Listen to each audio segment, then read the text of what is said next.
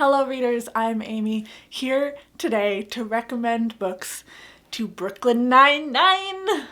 I have gotten into this show lately. I had a friend who finally sat me down and had me watch the first couple episodes of the show, and I was hooked. Terry Crews is amazing. Really, they're all kind of amazing. So I decided I'm gonna go ahead and recommend some books to the characters. I will not be including Hitchcock and Scully in this. I feel like recommending them books would end up involving some really weird and gross conversations that I don't really want to have. So, and they're there for comedic effect anyways.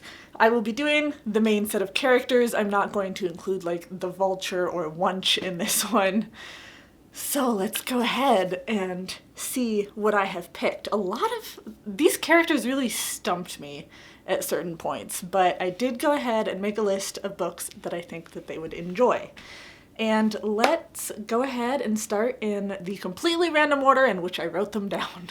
And let's go with Gina! Yes, I realize she's not in the new episodes, but let's go with Gina anyways. And I am going to recommend to her, this took me some thinking. At first I was thinking maybe rather than recommending her a book, I should recommend her a writing app or something so she can just dictate her life and then get it published and have this best-selling book about herself, which is totally something she would do. But I'm like, well, don't just go for that. Yeah, I'd probably recommend that to her so she could have a book about herself, which she would love. But I would also like to recommend to her China Rich Asians and that series. I wasn't totally in love with this series when I read it. The first one was kind of a fun drama, gossip-filled book. The other ones maybe got a little repetitive after that, but that seems like the kind of thing that Gina would really enjoy, just getting lost in the petty lives of these rich people and how fabulous they are and picking favorite characters and stuff. I think she would just have a lot of fun with that and would visualize herself in that life as well, or at the point that she's at in the last episode I saw, she'd probably have that life. She appears to be doing quite well for herself. Then Charles. Charles was a tricky one. I know he loves cooking. He loves Peralta. Not gonna recommend books based on that, a bromance or whatever it is. But I decided to go ahead and stick with cooking. And there's a couple of cooking books that I really love. I don't know how much... I know Charles cooks himself, but I don't know how much of it is really him cooking for himself and how much is going to favorite restaurants and stuff.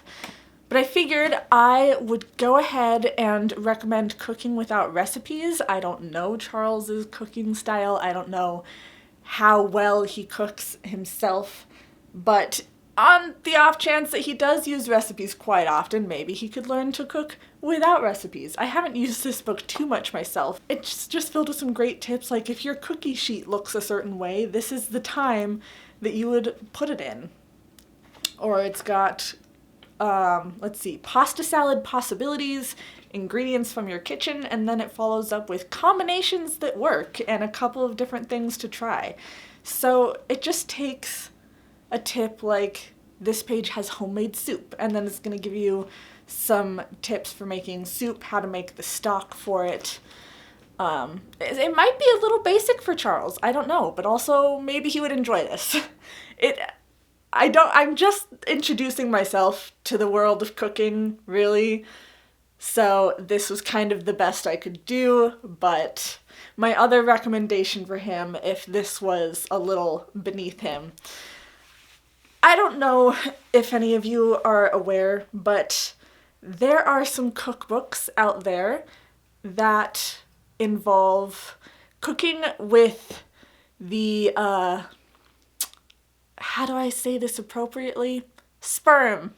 There are cookbooks out there for how to cook with sperm, and Charles, being the oddball that he is, I think that he would really love figuring out how to cook with that. I can see him just having the time of his life with his girlfriend and learning how to cook after coitus. If he doesn't know how to do that already, like, let's be honest, it's Charles. He probably knows how to do this, but in the off chance that he doesn't, I would recommend cookbooks along that line. Moving on to Terry. For Terry, I have a couple of different recommendations. First off, honestly, I would probably recommend The Wheel of Time. I myself have not read it. I will probably never read it, but it seems like the kind of just huge popular fantasy series that he would probably really be into. I would also recommend N.K. Jemisin, get kind of a different style in there. I don't have the first book in the Broken Earth trilogy right now because it is out on loan to one of my friends, but I really enjoyed the first book and I need to reread it before I continue this. He'd probably have fun with that. And another book that I want to recommend to him is Girls Made of Snow and Glass. Specifically, I think this would be great to read along with his twin daughters. His other kid too, but I don't think that the third kid is quite old enough to understand what's going on. But Girls Made of Snow and Glass is a great Snow White retelling. It goes super in-depth with the mother-daughter relationship. You do have a queer romance in here. I think that he would enjoy this story. I think his daughters would enjoy this story, and I think that they would love going through this book together and having a bonding experience over it. Then Peralta. So there was an episode where Peralta talked about this detective book that he was really into, and then turned out the author wasn't so great. Not that this author is necessarily so much better, but when I think of Peralta, I'm kind of thinking detective stories. And there were a couple of books that I was thinking of at first that were more like middle grade or YA. He's the prankster at work, he's the clown, he might like some books that are usually geared towards the younger audience, like those might have a fun aspect for him. For instance, I think he would probably enjoy The Thief Lord. I read this several times as a kid. There's like this magical carousel and these kids living in a movie theater and they're like pickpockets and thieves. He would probably have fun with that. I also, if you wanted something darker and grittier, thought I would recommend the End of Watch series by Stephen King. I've only read the first book in this series. Most of these books are my husband's. I don't know that I will be continuing this, but it is a more gritty detective book series. Gets pretty bloody and gruesome, which sometimes I think Peralta really enjoys that. Also, I feel like it's kind of hard to recommend books to Peralta when I have not actually watched the Die Hard movie. I know, blasphemy! But I haven't watched it. I'm probably not going to. It just doesn't seem like the kind of movie I'd be into. But anyways, this is what I would recommend he pick up. Then we have Holt. Now, Holt, I have a book that I think he would really like. Holt is just... he's one of my favorite characters. He's one of my favorite actors on the show. Just his personality... I love it. And considering how like academic he is, how he really knows facts, he's good with quizzes and stuff, I thought he would have an amazing time with What If by Randall Munroe. This book, I don't even remember what all Randall Munroe does. He's some kind of scientist, but he'll take a question. For instance, how long could a nuclear submarine last in orbit? So he'll talk about the science of the submarine and what do you mean by this and what do you mean by that? And if it were to last in orbit, let's see how long it would be there, what would happen. There's another question in here that says, how high can a human throw something? And it talks about how humans are good at throwing things. In fact, we're great at it. No other animal can throw stuff like we can. And he's got all of these little sketches to kind of demonstrate the science that he's talking about. And it's so fun. And I don't know how much he would actually like the illustrations in this. Maybe he would, maybe he wouldn't. But I think he would have fun with the science of it and being able to answer some of these questions himself. So definitely an author that he might get along with. Next we have Santiago, and I'm going to recommend yet another book that I have not finished. This this video seems to be full of those. I'm recommending House of Leaves. Now, I struggled with this book. This book is like one big puzzle. Some parts are super academic, some parts are way more horror thriller, kind of chops back and forth between the two. There's all these footnotes and stuff. It's a lot. But as we know from watching Santiago throughout the show, and especially in the episode with like all the crossword puzzles and stuff, and she gets to join the puzzler for this case that she's working on, she loves a puzzle. And I think she could have a lot of fun with House of Leaves, just putting everything together and deep diving into it and just going full nerd on House of Leaves. She'd probably be in all of the Reddits about House of Leaves and teaming up with people to solve, well, maybe not teaming up. She'd probably be bragging that she solved it faster than anyone else did. But I think she would have so much fun with this and maybe make some friends in the Reddit community that get together to try and figure out how to read the book properly. And lastly, definitely not least, we have Rosa. Rosa is a complicated character. For all we know, Rosa isn't actually her real name. Rosa has this tough exterior. She's the badass bitch of the Brooklyn Nine-Nine. And she's also got a soft spot. She loves Nancy Meyers movies. I am also a fan. I really hope that I got that director's name correctly because I don't really pay that much attention to film names. But The Holiday is one of my favorite movies ever. It's my comfort movie.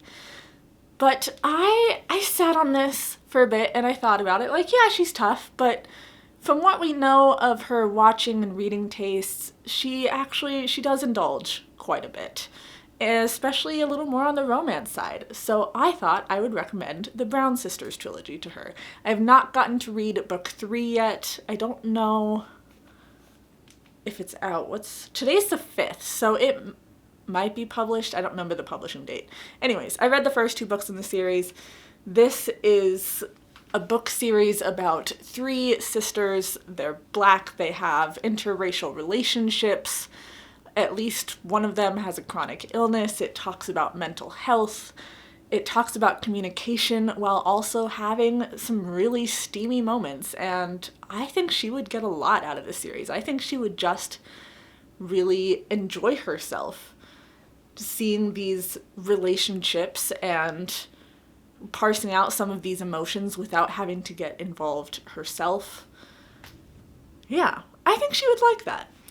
So this has been my video of recommendations for the Brooklyn Nine-Nine, and I hope you enjoyed it. If you have any recommendations for the Brooklyn Nine-Nine, please leave them down below. I would love to talk more about this. I haven't finished the show yet. I think I'm at the start of season 7, last I checked, but loving it so far. I can't believe I didn't start the series earlier. I have to say, Santiago, I have kind of a connection with her at this point. There is an episode where Holt, at the beginning, has lost her pen, her favorite pen. And I also had a favorite pen, still have my favorite pen. And I remember coming to work one afternoon and my coworker had hidden that pen for fun because she knew how much I loved that pen. And I spent the rest of the afternoon panicking because I couldn't find where she hid my favorite pen. So I get her on that. There's also an episode where we find out that her family is really into fonts. And they talk about how her dad's favorite font is, of course, Garamond. And Peralta prints off a sign for her dad that has his name on it in Garamond font while he's at the airport to pick him up. And I'm thinking, well, yeah, obviously, because Garamond is clearly the best font, because Garamond is also my favorite font, because I have turned into a font nerd. And I feel like this show gets me. And anyways, I had to share that super nerdy moment with you. So please, subscribe, be my friend on social media, talk to me about B99 stuff and nerd stuff and fonts. I'll have a great time talking with you about it. I will see all of you in my next video. Bye, friends.